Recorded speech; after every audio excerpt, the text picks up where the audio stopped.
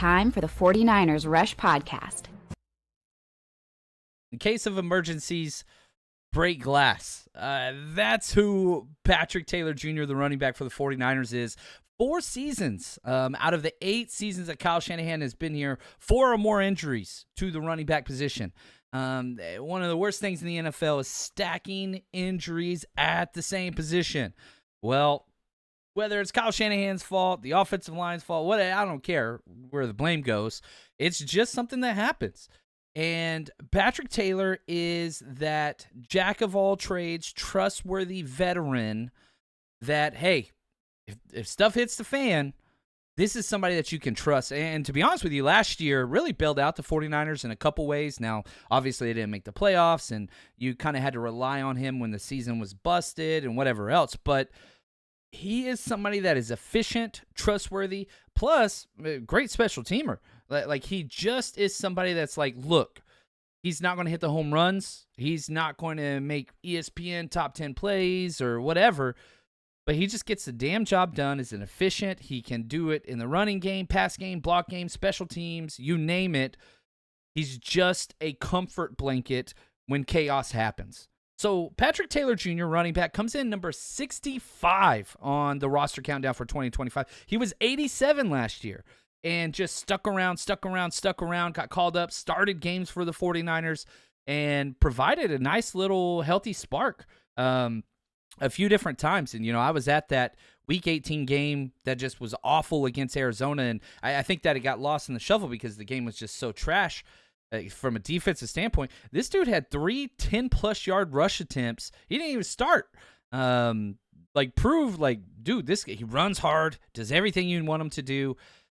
I wish Patrick Taylor would have got more love and more work last year, but to consider him, he's 65 on our list, and listen to these rankings: 62, 64, 55, and an 86. 49ers did add 2 running backs, Corey Kiner, the undrafted free agent. You go draft Jordan James. Christian McCaffrey's supposed to be back healthy. I get it. He's not the new shiny toy, and the upside is limited. He's a 27-year-old running back. I get it. But man, Shanahan and that trust factor, especially at that position, a wide receiver and running back and tight end, if he doesn't trust you, you don't play. Well, Patrick Taylor has earned that trust. He wears jersey number 32 for the 49ers. He's a big dude, 6'2", 217, 27 years old, as we said, ran a 4.57 40, not bad, 1.54 10-yard, decent, 34 vertical, decent, 10-3 broad, decent, 15 bench press, decent, just... There's not a lot of ooh, wow. That's not what he brings. He's tough as hell, gives what you give him, and just gets the job done. His comps athletically, based on his testing, Jeff Wilson, tell me the 49ers don't have a type. Kendre Miller, Marlon Mack, these guys that don't have those elite skill sets, but are just guys that can hang around. And he's going into his 5th season in the NFL. He's a Texas boy from Humble, Texas. Played at, I'm going to mess this name up, I always do, So, Cedar High School in Humble, Texas. The Eagles, I could see the uniform, I could see the colors. Went to college at Memphis. Was raised in Humble, Texas. Has 2 sisters, both of which played big-time softball. One of his sisters played at Texas and went on to play for the Chicago Bandits, the fast pitch National Pro League. It's there. Dad played football at Nicholls State. Cousin Coy Fairman was a wide receiver at Memphis. It's in the blood. The athleticism, all those things, pedigree is there. As a senior, he took his team, the Eagles, to a 12-2 record into a UIL Class 6A Region 2 championship 4th-round game, which that's huge. First team from Humble ISD to reach the 4th round in Texas playoffs since 1995. That's a tough... That 6A Region 2, you're playing against some quality teams. I'm just saying. So, part of really good football team goes to Memphis, played awesome. Him and 3rd-round pick Darrell Henderson were both there at the same time, and they were just a 2-headed monster. Patrick Taylor Jr. goes on, gets his management degree. I like that. And really had a super long shot to make the roster. He was rated in the 80s on our countdown. But the Christian McCaffrey injury, Isaac Rindo never making it through any practices and training camp whatsoever. It was Jordan Mason and him, and Yeah, Isaac Guerrero, once he got healthy, definitely going to get those reps over him. But I think Patrick Taylor was much more consistent. He just doesn't have that explosiveness to him. Had his first career start in the NFL last year in the Week 16 matchup against the Dolphins. Wasn't his best game, even though he got to start. 8 carries, 24 yards, 1 catch, 1 yard. Was not special. Was an undrafted free agent, didn't get drafted. Signs on with Green Bay, is with them for a few years. 65 carries, 261 rush yards, 1 touchdown, but 4.9 yards per carry over 34 games. Like, when he gets the chance, he's efficient. 2023, he was with the Patriots on their practice squad, never got elevated, and then last year joins the Niners. You know, if you look at his season as a whole for the 49ers, 39 carries, 183 yards, that's 4.7 yards per carry. That's more than what CMC did last year. I know he's busted up, but like, this is not a poor player by any stretch. 5 missed tackles forced. And again, at that Arizona game, the last week of the year, that was a horrible game. 3 10-plus yard rushes. Like, the guy can play ball, and he can move the chains. And he's tough. He runs so hard. On top of that, 120 special team snaps. A 72 grade on PFF. That's the 8th highest on one of the worst special teams, you know, in the NFL. But, like, he graded out positively. My film write-up, just plays hard. Physical, can do a little bit of everything. Not many negative plays and is always efficient. Gives you what you give him, but lacks the explosive play. Wish he added more in the passing game than he does, but a nice extra bonus on special teams and is always trustworthy. That's the thing about these guys is, again, break glass in case of emergency. Things go wrong, man, we can put 32 Patrick Taylor in there. We don't have to amend our game plan. He can run the inside zone. He can run the outside zone. He can do the gap. Like, he can do whatever it is you need him to do. You can check the ball down to him. Yeah, is he going to win a lot of Texas option routes in the receiving game? Probably not, but he can do it. And so guys like this, I wish, probably my biggest critique of the 49ers roster this year, and I've said it all offseason, I wish there was more veteran depth across this roster.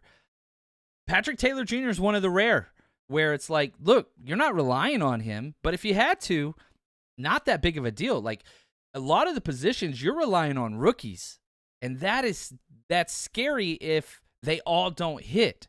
Well, CMC is supposed to be healthy. If he's not, you've got Isaac Guerrero that has a year under his belt. Oh, okay, well, you drafted Jordan James in the 4th round. Cool. Let's see what happens. But then you look at, maybe it was the 5th round, sorry, off the top of my head. But then you look at Patrick Taylor Jr., and it's like, hey, if 1 or 2 of those guys get injured or don't pan out, Patrick Taylor Jr. is going to help you sleep safe at night. And you're going to be able to wake up, not change your game plan, and just move forward with guys like this. And you look at his contract, got a 1-year, $1.17 million deal. He got $300,000 guaranteed at signing. Career earnings, $3.1 million. And on top of that, probably my favorite thing, he qualified, shout out to Patrick Taylor Jr., recently qualified as a vested veteran in the NFL with the accrued seasons, which means he's going to qualify for health services, retirement benefits, all those different things with the NFL. That's huge. And, you know, as an undrafted free agent, to get to that milestone and to be able to take care of his family, yeah, I mean, $3 million, nothing to laugh at. Like, it's impressive, but the fact that he's going to be taken care of now, and that is great news, and that's one of the things. A lot of times in podcasts and shows, we don't get to celebrate back into the roster guys, but this dude, Patrick Taylor Jr., congrats to him, man. Fought, scrapped through not 1, not 2, but 3 teams, undrafted. Now he's going to be taken care of. He's played in 47 games, a lot of that special teams, and again, last year, just with the Niners, played in 13 games, had 1 start, 292 snaps, 120 on special teams. Pretty freaking awesome, man. Now, the running back depth chart, you've got 3 locks ahead of them. Christian McCaffrey, Isaac Guerrero, Jordan James. Those guys, they're making the roster, period. Now, if they get injured, maybe they go on IR or whatever else, but those guys are going to be around. Then you have 3 guys fighting for a spot. Patrick Taylor Jr., Israel Abani Konda, and Corey Kiner, the undrafted free agent.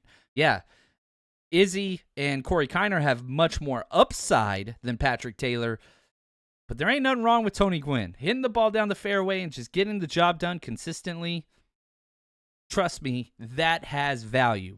So if Izzy and Corey Kiner cannot hit the consistency and be trustworthy, Patrick Taylor, I'm telling you right now, I would prefer to keep Patrick Taylor over those guys. This is before training camp and before preseason, but man, you've got upside with Isaac Guerrero, young guy. You've got upside with Jordan James, young guy. Why not just put a guy on the back end of the roster? And again, remember, 4 or more seasons, there have been 4 or more injuries to the running back position. I mean, it's crazy with what has happened. So outside shot to make the 53, but even if he doesn't, the 49ers really like this guy and trust this guy. Can he beat out Corey Kiner for that practice squad spot? Can he beat out everybody and make the 53? There are chances, especially if he catches on with Brant Boyer, and he's a kick returner. He can play regular special teams, and he can return kicks. A lot of options for Patrick Taylor Jr., and I know this isn't going to be one of the most watched or whatever else or sexiest countdown videos we do, but it's guys like this in the NFL that help make differences, even though it's not sexy. So Patrick Taylor Jr., congrats to you getting your vested status, and I hope you stick around with the 49ers for a couple more years because these glue-type roster guys, I just think that they are so valuable. So shout out to Ben, Zach, and Josh, executive producers of this series, and for the 49ers Rush team, I keep counting them down.